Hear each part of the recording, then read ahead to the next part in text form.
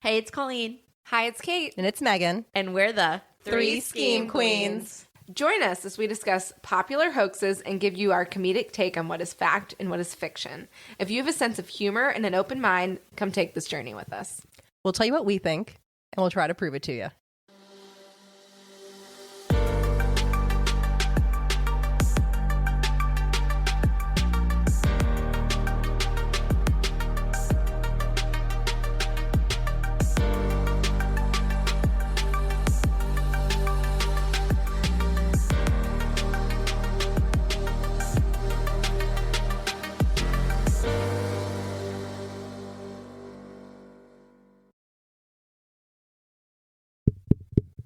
Is this thing on? Hey guys, Hey, how's it going? welcome back. We are here for another podcast. Happy Tuesday. With just the two Scheme Queens. Two Scheme Queens. Colleen is doing a deep dive looking for Megalodon. Colleen is getting all ready to go for our season Yes, 2 coming in a few months. I know. I can't believe it. Also, by the time you guys hear this episode, Kate will be 1 year older. So Yeah, happy birthday, Kate. thank you. Mm-hmm. She's 37. I'm not afraid to say my age on air. I'm 37. What are you guys gonna do about it? I actually, you know how you like think about like what is your age in your head? You know, for a long time I was like still in my 20s, but I don't think I'm in my 20s in my head anymore. I Oh. think I'm solidly like early 30s in my head right now. In my head, every year I'm 30. Yeah. So is it time for our Drink check. Drink check. Today we're having just like an unorganized drink check, if you will. Yeah. So a lot of times we try and like match the vibe, match the theme. Mhm. Today we did not match the theme. However, I would think that we're matching the theme of our day. So Maggie, what you drinking? I'm having a McDonald's large Diet Coke from the fountain with an extra wide straw. Yeah, the wide straw really does it. It's like a little, lunchtime recording sesh, midday, if you will. Yeah. And I was like, you know what would slap right now? A Diet Coke.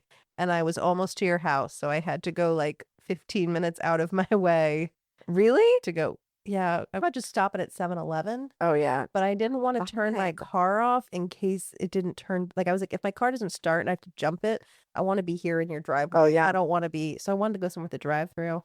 And Bourbon Boy has to be around because I mean, I jumped it to get it here, but I'm always afraid I'm gonna like I blow myself up if I jump the car. I've jumped enough now, though. You just do red to red, black to black, right? Yeah, you all have heard about my summer car that I bought from my friend Sarah. Yep. The yellow Mercedes Mercedes. convertible, 1998. So it's been in the driveway all winter. So of course the battery didn't start, but we got her running, and She had a little joyride today. did. What are you having over there, Kate?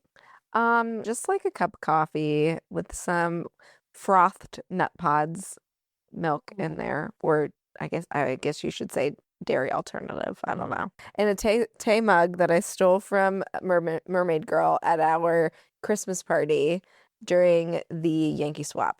Gotcha. Yeah, she was mad at me, but I love it. Thanks, Mermaid Girl. Kate doesn't let anyone make her coffee for her because no one does it like she does it. She Yep. does make some good coffee. And I even invested in, what is the frother brand? Nespresso. I even got myself the same. I have an espresso machine with a frother, but your Nespresso frother Yeah, it just is the is best. the best. Yeah. Oh, And you just hit a button. You don't Yeah. have to stand there and hold the milk. No. And like, and and Yeah. worry about getting sprayed and burnt. yeah. and- We have a fun little Do podcast it. for you guys today. Yeah, it's sort of conspiracy I don't theory, know. but Yeah. not quite. I would not, yeah, I would say this is like a Colleen like episode where she's like, this is just a mystery. Yes, because up until a year into the podcast, conspiracy theories were just mysteries in her mind. Yeah. Right. So yeah, this all started because I was hassling Kate about letting her 9-year-old have a couple sips of coffee before a soccer game. Yeah. And I said, "You're gonna stunt his growth." And I said, no, no, this is like a stimulant for his brain because he has ADHD. Well, Diagnosed by Kate. diagnosed by me. So anyway, but she was like, you know what? We should look up some of these old wives' tales, and that's what we're doing today. Yep. Old wives' tales. So yeah, we're gonna talk some of the old wives' tales. Maybe you heard from your parents, maybe from your grandparents, Yeah. maybe from their grandparents. And the ones that I feel like I still repeat today. I don't even know if I do them, but some of them I repeat for sure. All right. Well, we got a bunch, so we'll we split these up, and well, maybe I'll start with the one that started it all. Okay. Will coffee stunt your growth? I honestly, this is the one that's always scared me the most because I started drinking coffee when I was in like 8th grade, which like looking back is very young. To be clear, your son is in Third grade. Yep. and he gets about a quarter a cup of coffee on game day. Sometimes. Like I didn't give it to him last time, but like in the morning, I'll give it to him just to like pep him up. My dad used to make us get in the shower in the morning because he said that taking a shower helps wake your brain up.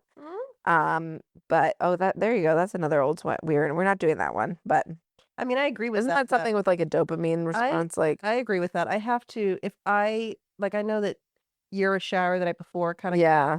I have to shower in the morning or else I'm not functioning, not awake and ready to go. Yeah. And I have to brush. I think showering makes me feel like it's time to like wind down. It like signals to my body like, oh, you're warm. Get on your pajamas. You're clean. Yeah. Okay. Yeah. That's fair. Whatever works for you, I guess. So let's take this back to C.W. Post of Post Cereals. Oh. He was a student of John Harvey Kellogg, who was really into pseudoscience and claimed that a lot of ailments were caused by caffeine. So Post starts making these ads that include anti-coffee propaganda. No. And one was a picture of a little kid in a classroom alone, and it says, "Held back by coffee. This boy never had a fair chance."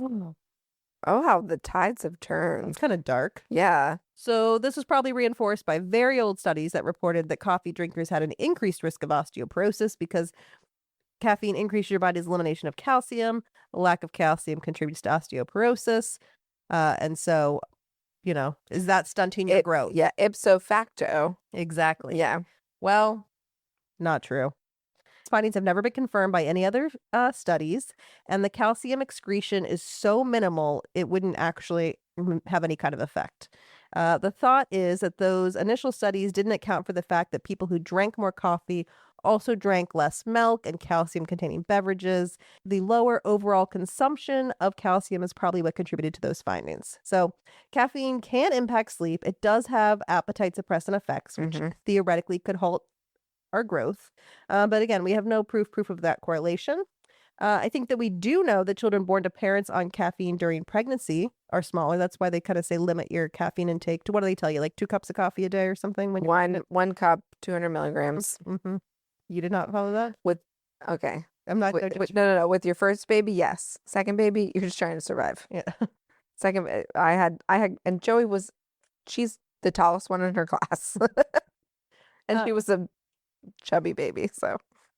Yeah, well, the thought is that when you have a lot of caffeine, you get vasoconstriction, and that could potentially decrease blood flow to the fetus. But again, there is no research on this. This is just kind of like the theory. I also thought the caffeine restriction during pregnancy was actually also more about like blood pressure and that kind of thing. But oh no, I thought it was just like intrauterine. Okay, Yeah.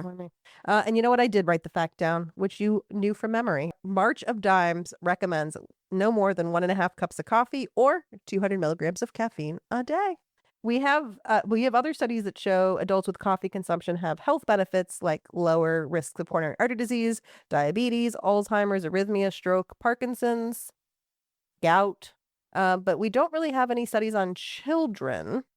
We do know that it can, I wrote a lot here about this. Yeah, I know you had a whole lit review, like I I said. did. Okay. It can briefly, transiently enhance athletic performance, which is why a lot of competitive sports ban excessive caffeine consumption. But that makes sense then, as far as why, Patch might be a better soccer player after Just a little bit couple of sips of coffee. coffee. Yeah.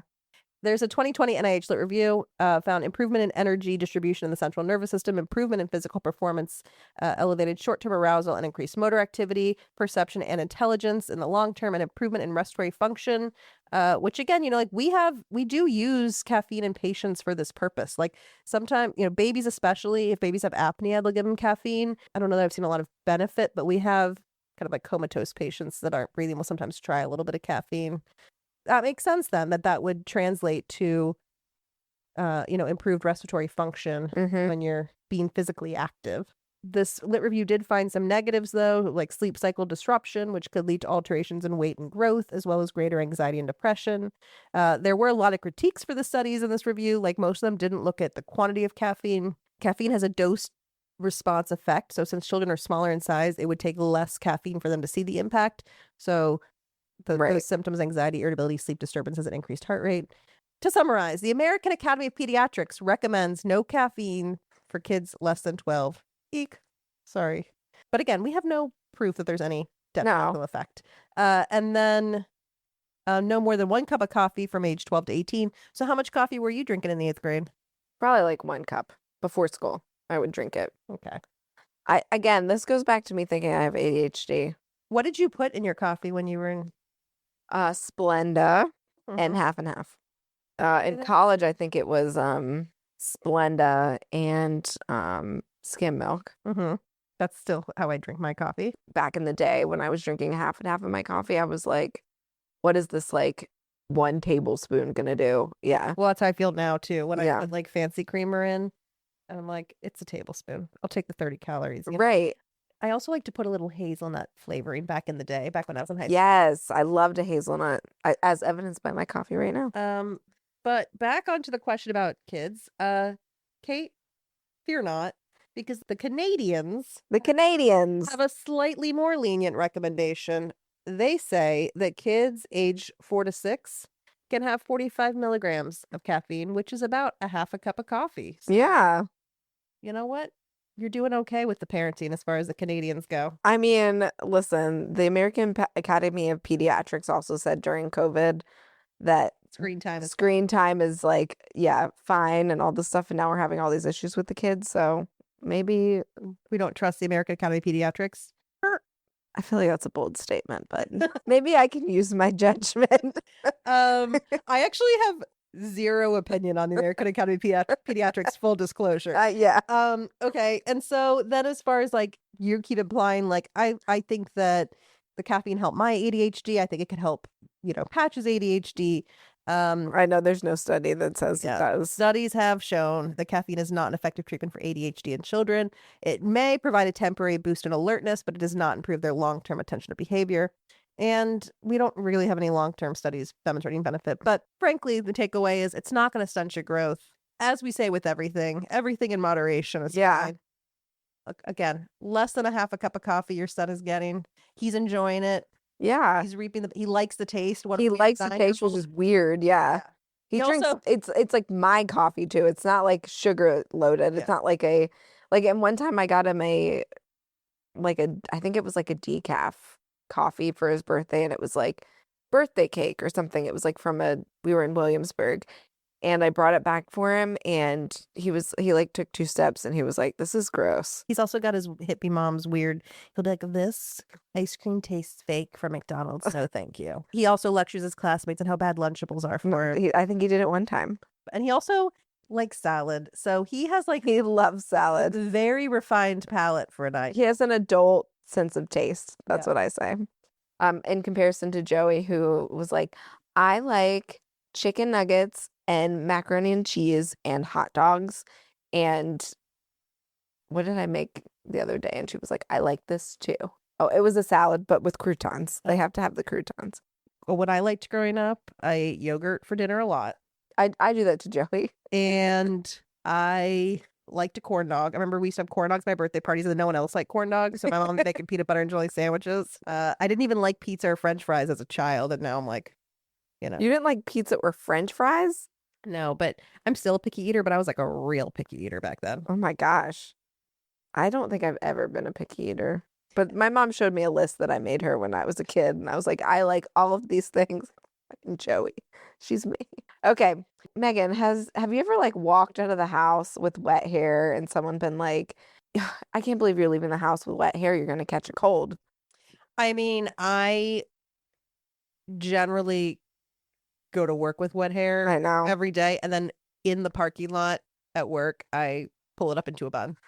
I mean, I feel like my grandmother would be like, you're leaving the house with wet hair? I'm sure growing up, my mom was like, don't you want to dry your hair? You're going to catch a cold, Yeah. Yeah. So anyway, does wet hair actually cause a cold? I wish I had a very long answer for you, but the answer is no. There's not even like studies that are done on this. It's just that Oh, the answer is no, because cold and flu, like I think it's like goes back to, you go outside, you get cold from your hair being wet, but viruses tend to like be able to reproduce in the body like more efficiently when it's cold outside. Yeah, that's why we have like cold and flu season is like winter, fall, Yes. winter, spring. Right. And so those are like, I think it's sort of just tied to that sort of idea. Also like your hair does keep your head warm.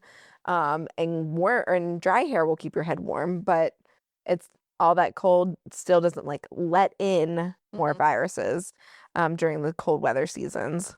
In order to like fight off the common cold, do you know what you should do? Tell me. Wash your hands. That's it. You should wash your hands. So obvious. It's like vitamin C. Yeah, no. Yeah. Wash your hands. That's it. And get a healthy diet and do some exercise, like walking and stuff. But yeah, there's really like no evidence that supports that wet hair is going to equal a cold. There's no causative link, if you will. Got it. Mm-hmm. That's that. And that is from the Mayo Clinic. No NIH. No, lit reviews there's on no that one. lit reviews. No. When- So when your grandma says, you say, Grandma. Okay. I'm Actually, sorry. I love you so I'm much. sorry. Kate just said, so when your grandma says something, you say grandma, and she made a gun motion with her hand. That's a little bit aggressive, okay? Yeah, that was too What aggressive. you say is like, okay, thanks, grandma. And then you just in your mind are like, it's not 1800, Yeah. Okay, well, have you been spending time at the pool with the kids yet? Oh yeah, we went to the pool yesterday. Yeah. When you're at the pool, and do you make Joey and Patch wait till after snacks? You can't go into the water until 20 minutes. I actually don't, but when I was a kid, my parents used to I grew up with a pool in our backyard, and my parents would make us wait 20 minutes after our meal before we went back in the pool, or we would get belly cramps. That's what they said. Yeah. Well, also though, were you whining a lot about belly cramps? I mean, I had like a stomach ache every day of my life. So did I. But now we think that might come from anxiety. I also heard though that if you had a lot of stomach aches, do you get migraines?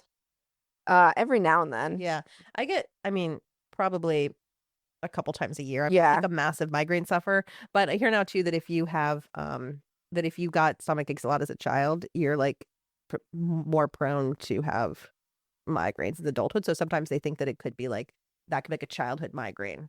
Oh, that's so interesting. But yeah, Gut health. Yeah, used to have them every day. But you know what?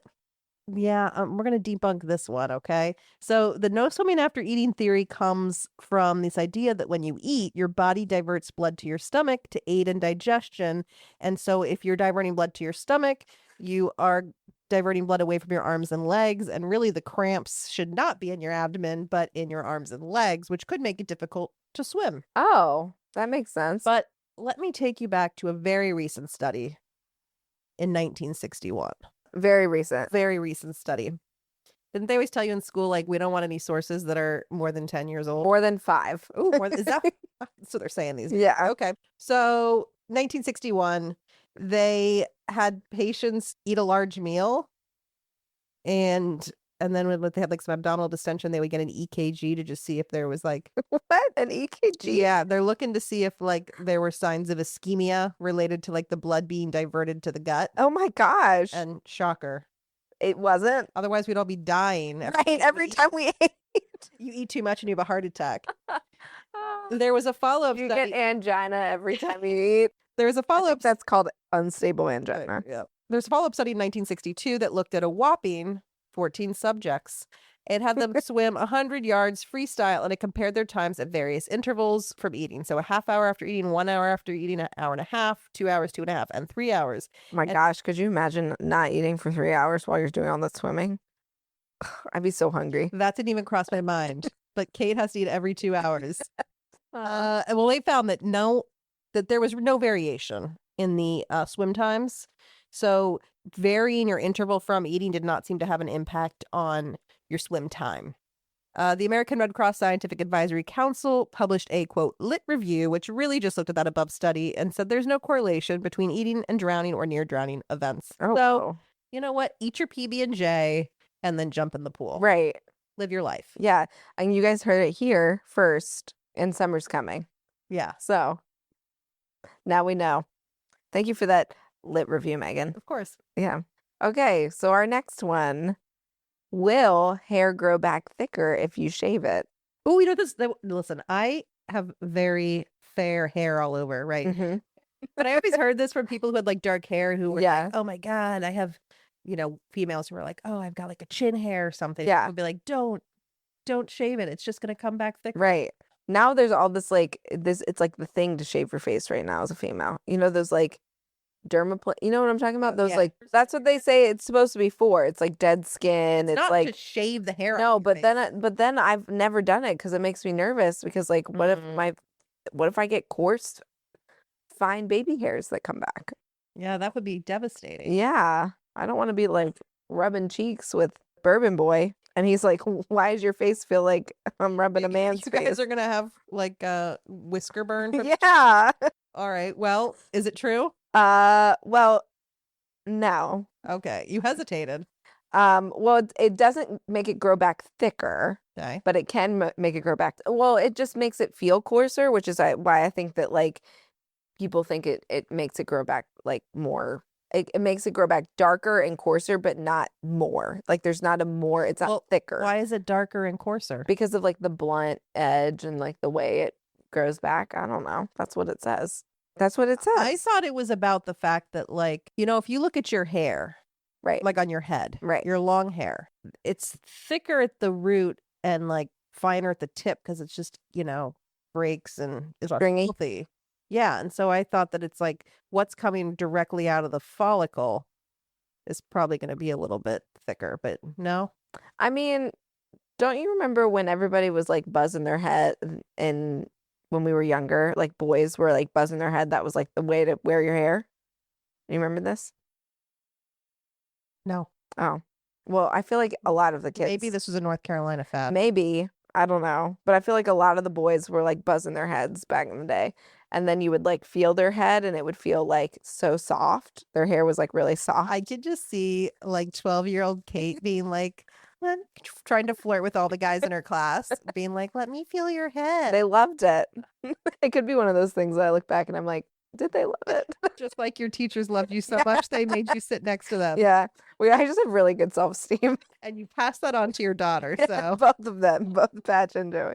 Anyway, there was a study published in 1970. So we're getting a little bit earlier, Oh, yeah, okay? this is hot off the presses. Yeah. By Yelva Linfield, who was a doctor, MD. Whoa, and Peter McWilliams, also a doctor. And they studied a whopping 5 young men. Really big N here, guys. Yeah, sample size is large. So the men shaved one leg weekly for several months. And they found that there was no actual significant differences in the total, quote, weight of hair produced in the area that was shaved versus the area that was not shaved. Okay. I So wonder this is a controlled study. how they weighed it. Did they just like at the end of the whole thing shave them both and put the cuttings on a I Scale. guess. I don't know. Okay. That was from an article that said, so Mayo Clinic then, on their website, it says shaving hair doesn't cause, greater thickness, but this is where they say it can give hair like a blunt tip, which might make it feel more coarse, or like, which could make you think that it's coming in more thick. So debunked. Don't use that as an excuse not to shave your legs, I guess, huh? Right. I mean, honestly, I feel like the longer I've shaved my legs, the less hair I have. Well, we're also getting older. Okay. Well, I don't know about you, but I'm Italian. All right. Do you sleepwalk? No. Have you ever known a sleepwalker? No, because sleepwalkers freak me out. Well, because haven't you heard you're never supposed to wake a sleepwalker? Yes, but also just like sleep. Oh, you know what? My brother has like sleptwalked. He sleptwalked a couple times, but like not. Like when I think of sleepwalkers, I think of that girl on TikTok that like records herself. You don't know who I'm talking about? Okay, Colleen. She is so freaking funny when she sleepwalks. Like she knows like if she eats cheese, it's like she eats cheese, and then if she eats cheese, she'll sleepwalk. So this is when she'll like do it and then record what she does, and she like has full on conversations with like her plants. So I can't believe you've never seen her. She is so funny. And she like, I don't know, she'll like post and she'll like fart and she'll be like look around. Did you ever wake your brother up when he was sleepwalking? No. Okay. And honestly, I really only have like one actual memory of him sleepwalking, and he said something about a bomb. Yeah. He must have been having a bad dream. Okay. So, Yeah. the time when you are most likely to dream is during what phase of sleep? REM, rapid eye movement. That's right. And during this stage, you are paralyzed to prevent you from acting out your dreams. But it is during that much deeper sleep that sleepwalking takes place. And so the brain is active enough for you to move, but not so active that you wake up. In 2011, a team of Italian researchers actually looked at EEGs to discover that both wake-like and sleep-like brain patterns coexist at the same time. And they believe that an imbalance in these two states is what causes some people to sleepwalk. There is sleep drunkenness or sleep inertia, which is the period after waking from a deep sleep in which forced arousal can cause up to 10 minutes of disorientation. And I gotta say, I feel that.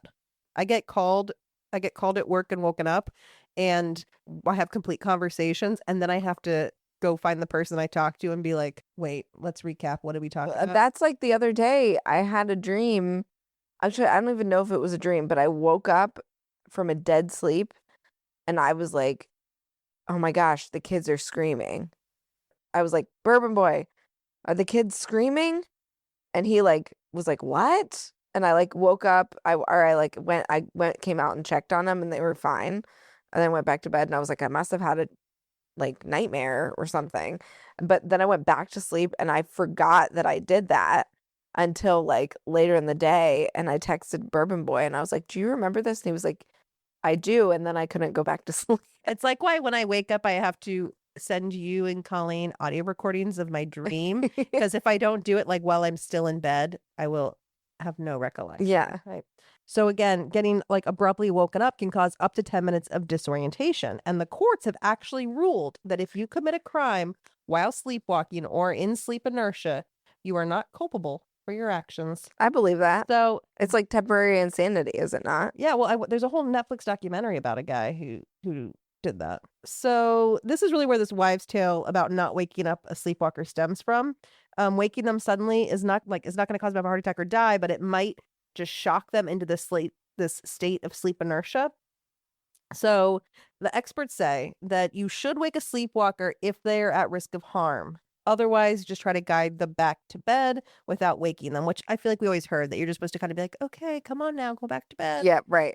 There was a case of a 15-year-old girl in 2005 was found curled up asleep at the top of a 130-foot crane, having climbed there while sleepwalking. So that's creepy. And we've heard stories of like people driving in their sleep and like showing up places. So all very wild, but it's not waking them up is not going to cause them to die. It's Right. just going to disorient them. Right. And so that's why, unless they're harming themselves, you should just gently guide them back to bed. Right. I mean, yeah, disorientation is a legit thing when you're being woken up. Okay. This one is like one of my favorite ones. I don't think a lot of people know this one, but Megan, have you ever heard about like a wart removal with a potato? No. Listen, I never had any warts growing up. Oh, I did. I have this one like skin colored mole on the back of my hand that my mom used to put medicine on and put duct tape on, and it never went away because it's not a wart. It's just like a little raised bump. So And perhaps maybe you just weren't a dirt kid like me. Shots fired. I would disagree with that. I'm kidding. We went out and played until Captain Fred came out and whistled from the front. Oh, that's right. stoop. You did get locked out of the house with an apple. That was two different stories. Oh. I think you're confabulating. Oh, okay. I was locked out of the house and told, don't come back for an hour. Yeah, Like, go get exercise. right. And I was served an apple for dinner when my mom was out of town, but those were kind of two separate stories. So anyway, I'm saying that maybe I would like have heard more of these if it was like something I was personally An dealing with. apple for You would not have survived. no.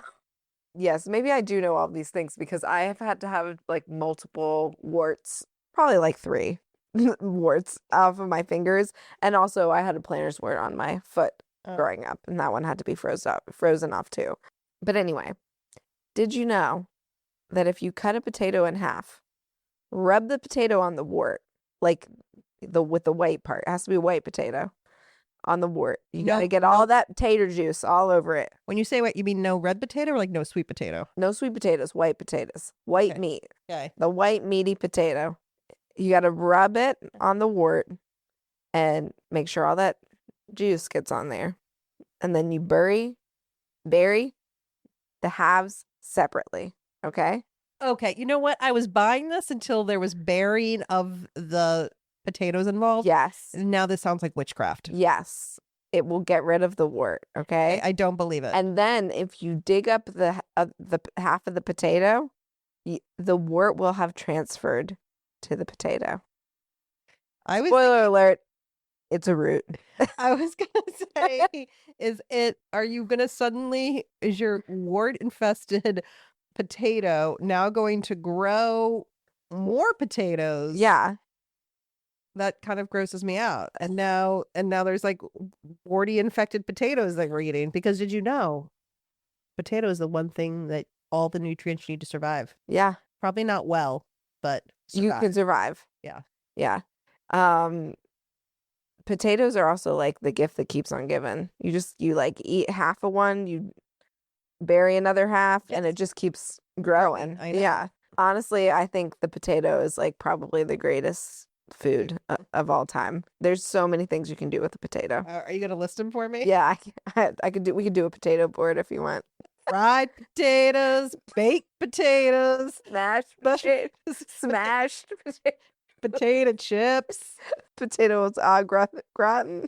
I'm sure they've heard this story before about. So one time the three of us were in the car as passenger princessing, and Kate and Colleen started talking about we should have a board party. Do you know how many boards we could do? And they just started listing them, and I was feeling like we were in Forrest Gump, talking about the different ways you can cook shrimp.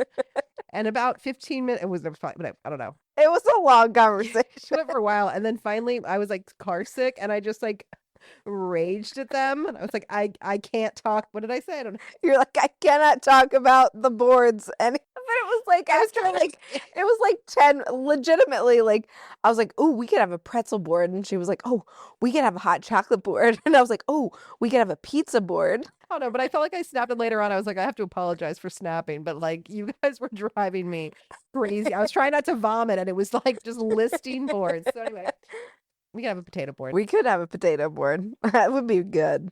I think we were hungry. Anyway, I'd like to start with, guys, do you know what a wart is? Tell me. Okay. A wart is just like a benign skin growth. It's really gross, actually. It's usually Not always a virus. not always a virus, but it's usually caused by human papillomavirus, HPV, which you mean it doesn't have to be on your genitals. Yep.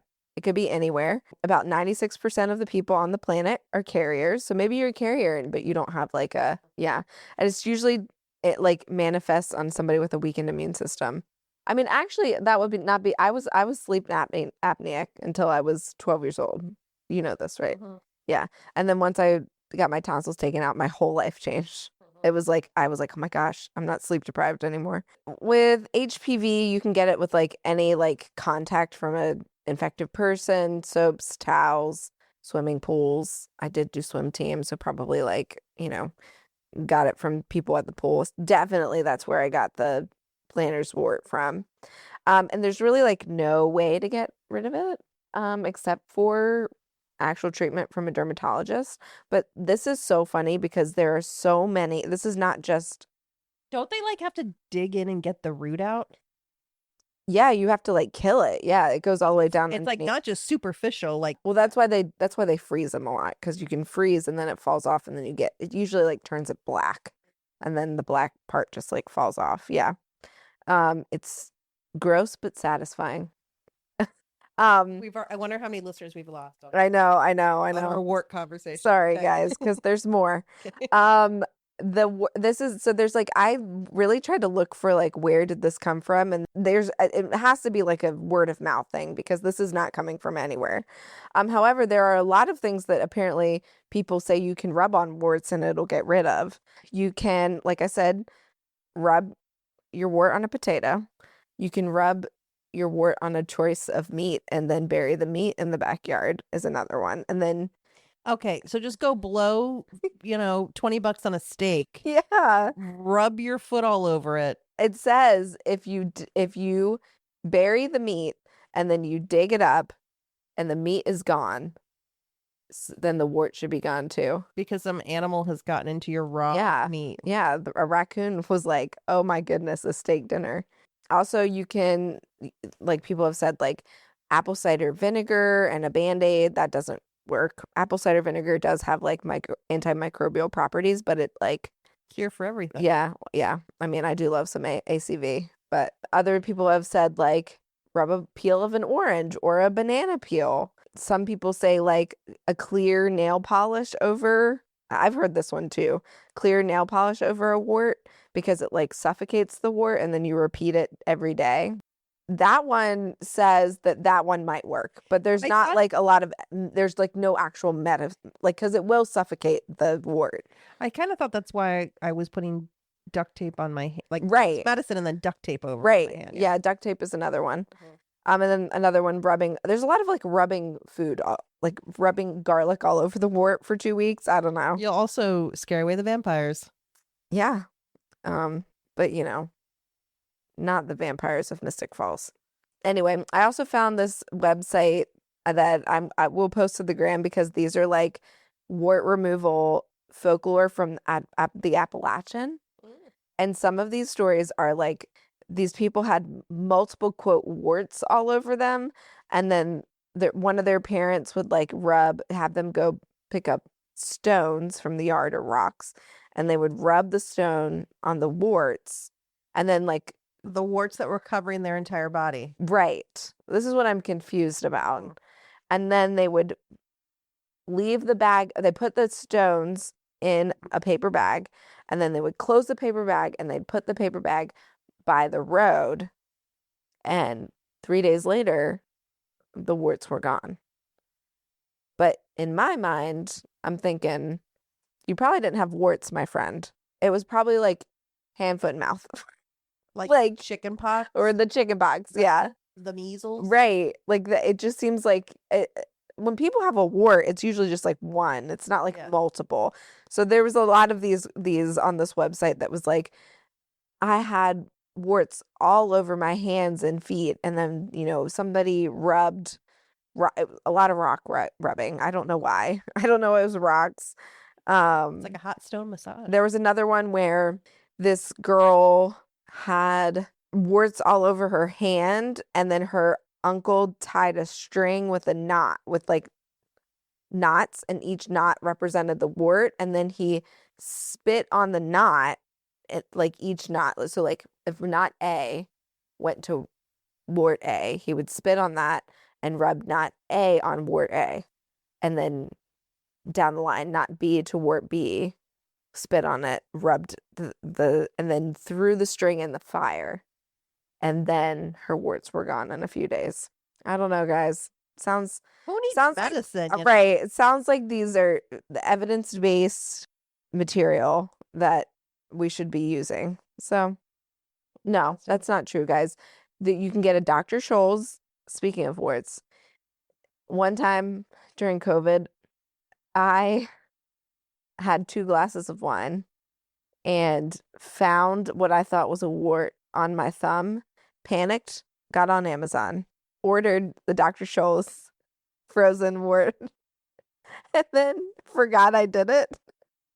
And then 2 days later it came and I was like, why did I order this?